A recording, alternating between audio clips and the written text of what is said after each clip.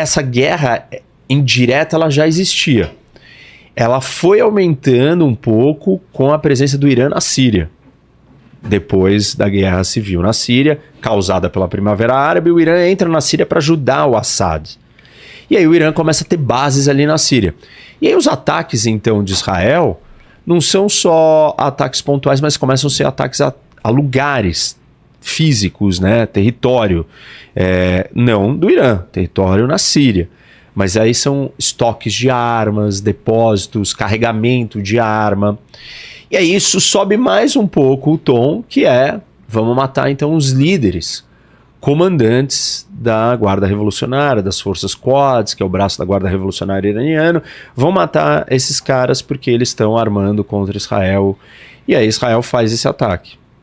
A embaixada? A embaixada, E Israel toma essa decisão porque ela sabia que ia ter uma retaliação se ela fizesse isso, ou ela não imaginava? É uma aposta, foi feita uma aposta dentro de uma lógica de percepção. E a lógica de percepção israelense foi a seguinte: olhou e falou assim, como é que o Irã reagiu em 2020, quando os americanos, o Trump, vai lá e ataca e mata o Soleimani, que é o líder da Guarda Revolucionária.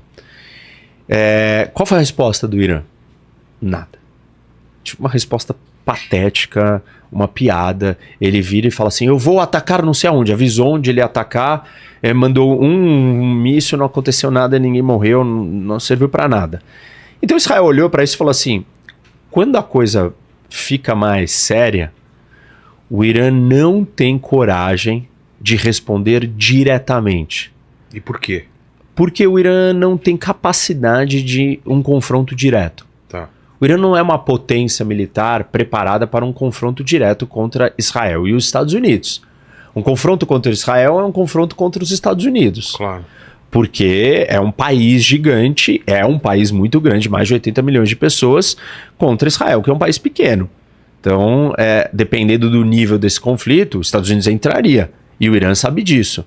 Então, o Irã não está preparado para esse nível de guerra, não quer isso, não demonstra querer. O Irã adotou uma estratégia indireta, que é uma estratégia que normalmente o terrorismo usa. A tática terrorista é o quê? Ataque indireto. Eu vou lá e te assusto, te amedronto, te aterrorizo, explodindo a sua casa, que vai causar uma repercussão imensa e todo mundo vai ficar com medo. O Irã faz isso. A estratégia do Irã para vencer Israel é indiretamente. Então ele acha que ele está minando Israel, está enfraquecendo, Israel está em declínio.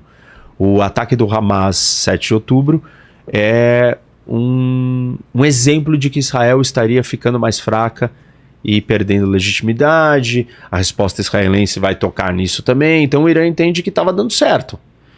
E o Irã, há 20 anos atrás, não é o Irã de hoje. Nos últimos 20 anos, nas últimas 2 décadas, o Irã ficou muito mais forte do que ele era. O Irã não controlava o Iraque. O Irã não estava dentro da Síria. Tem até um mapa lá da região para dar uma entendida, né? Olha lá, o Irã, do lado esquerdo do Iraque. Enorme lá, Agora, eu vou explicar uma coisa muito interessante para as pessoas. Tem um vídeo no meu canal, Geopolítica do Irã, mas eu vou falar um pouco dele porque acho que vale a pena. Se você olhar para o mapa do Irã, o Irã é uma grande fortaleza, porque ele é cercado de montanhas altíssimas. Ele é um país só de montanhas. Você olha foto da capital de Teherã, só vê montanha. E é um país todo montanhoso. Por isso que o Irã tem tamanha diversidade de etnias. O Irã não é só de persas. Tem um monte de movimentos separatistas, inclusive. E um monte de grupos não assimilados. Porque montanhas dificultam a assimilação de você unificar o país. Porque o cara fica lá isolado. Por que o Afeganistão é cheio de tribo? É um monte de montanha. Então, uma tribo não se conversa com a outra. O isolamento físico impede a criação de uma unidade. Do mesmo jeito que um território muito grande também impede isso. O Brasil. O nosso problema, a parte dele, é que nós somos muito divididos. Nós somos muito divididos porque somos muito grandes. Tem um regionalismo muito grande no Brasil. A mesma coisa acontece por causa da topografia da montanha. Olha lá, ali no fundo, né, a gente consegue ver as montanhas e tal. Qual que é a vantagem para o Irã? Ser cercado por montanhas... Depois coloca o mapa de novo, tá, Tuti? Ser cercado por montanhas te faz você ficar dentro de uma fortaleza. E a fortaleza te protege de ameaças externas. Raramente, assim, os mongóis chegaram perto ali, ninguém conseguiu entrar e invadir o Irã. Nunca. Numa invasão terrestre. O Irã não foi conquistado, assim, ele não sofreu tantas ameaças. Em parte por causa dessa geografia, né? Que ele está cercado e protegido. E aí, o benefício é que você está protegido, mas o problema, o obstáculo, é que você também não consegue sair com facilidade dali. É uma prisão, de uma certa maneira. E aí, como que ao longo da história o Império Persa nasce, que são os iranianos? Eles precisam conquistar o território adjacente ao Irã. Esse território é a Mesopotâmia, que é o Iraque.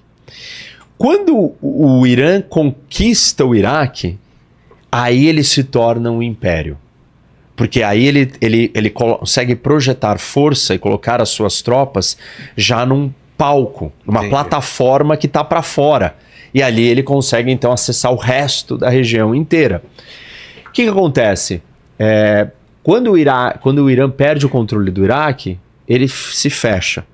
Quando ele ganha o controle do Iraque, ele se expande. Até 2003, quem controlava o Iraque era o Saddam Hussein. O Saddam Hussein, ele era sunita. E essas divisões, né, desses dois grupos religiosos existem no Oriente Médio. Como se fosse católicos e protestantes. Nesse sentido, sunitas e xiitas. Então você tem essas duas grandes vertentes. 90% ou mais, né, mais de 90% de toda a população islâmica no mundo é sunita. Uma minoria é xiita. E todos os xiitas estão concentrados, não todos, mas a grande maioria, dentro do Irã. É? É. E aí, assim, você tem xiita no Líbano, que é o Hezbollah. Você tem... na Síria você tem os alauítas, que é a família Assad, que são próximos aos xiitas. Mas se fosse colocar de uma maneira bem rasa a diferença entre sunita e xiita, é religiosa só? Religiosa. Tá. Tem a ver com a interpretação dos descendentes de Maomé e quem que deve governar a sociedade islâmica. Entendi. E uns acreditam que tem que ser de sangue e outros falam, não, vamos eleger alguém aqui, não vai ser um representante de sangue. Os xiitas eles são mais religiosos, mais restritos, rígidos nessas interpretações. E aí, então, o Iraque, ele tem uma composição da sua população, onde a maioria da população é xiita e a minoria é sunita. Mas quem governava o Iraque? O inverso. A minoria governava a maioria, porque era um ditador. Entendi. O Saddam Hussein governava... E ele repelia toda a manifestação, tudo que era contra, ele conseguia abafar. Todos os xiitas, ele perseguia eles, perseguia os curdos, perseguia todo mundo. Então o Irã não estava muito satisfeito com isso. Nem um pouco, tanto que teve uma guerra nos anos 80, de 1980 a Irã-Iraque. Inclusive, parte dessa guerra nós temos a Tank War, que é um pedaço da guerra que vira um conflito naval no Estreito de Hormuz, que é aquele pedaço ali na ponta de Omã, o Emirados Árabes, que é um lugar dos mais estratégicos da região. E ali a gente tem um modelo de medir o que seria um conflito para fechar o estreito. Porque essa é uma das ameaças que o Irã faz. O Irã diz, se vocês me atacarem, eu vou fechar o estreito de Hormuz. 30% de todo o petróleo do mundo passa por ali. Entendi. Por quê? Olha o que tem lá dentro. Volta, né? Emirados, Catar, Arábia Saudita, Kuwait, Iraque e Irã. Todos têm que navegar no Golfo Pérsico. Aí quando eles estão saindo do Golfo Pérsico, eles vão passar pelaquela pontinha. E quem tem a posição privilegiada na ponta é o Irã. Então o Irã poderia fechar. Nós temos um precedente desse histórico do que aconteceu na guerra, na Tank War, entre Irã e Iraque, onde o Irã e o Iraque atacaram e tentaram fechar o estreito, afundaram navios que estavam passando por ali. Mas enfim, e aí acontece alguma coisa em 2003, que é o quê? Os Estados Unidos invadem o Iraque. E eles invadem o Iraque com um objetivo, derrubar o Saddam Hussein. E por quê? Qual era o interesse dos Estados Unidos? Era se livrar do ditador. Porque eles tinham receio, né? Essa foi a desculpa da intervenção, da invasão, de que o Iraque tinha armas de destruição em massa. E aí você fala, tá, mas isso foi inventado? Não. o Iraque já tinha usado armas de destruição em massa contra seu próprio povo, contra os curdos. Nossa. Armas químicas. Então, eles achavam que ele tinha um programa nuclear. Óbvio que invadiram, viram que não tinha, foi um dos grandes erros da política externa americana, foi um fracasso, a guerra custou uma fortuna, morreram muita gente, a comunidade internacional não aprovou, os Estados Unidos invadiu o Iraque sem autorização do Conselho de Segurança, foi um dos grandes erros de política externa, todo mundo critica isso até hoje, fica usando o exemplo do Iraque. Quem que era o presidente, né? Era o Bush. Era o Bush. O Bush filho. Tinha tido uma outra guerra no Iraque, não sei se você lembra. Qual? Antes, nos anos 90. Não. Por quê? O Saddam Hussein invade o Kuwait. Verdade. E aí o Bush pai... É mesmo, Bush pai e depois o Bush filho. Não. Isso. E aí todo mundo diz, uma parte da explicação da guerra do Iraque, falam que o Bush filho, ele tinha um complexo com o pai e queria terminar o trabalho, né, a operação do pai que não deu certo, que não finalizou. Então ele queria se provar maior que o pai, por isso ele quis invadir. Tá. Enfim, mas...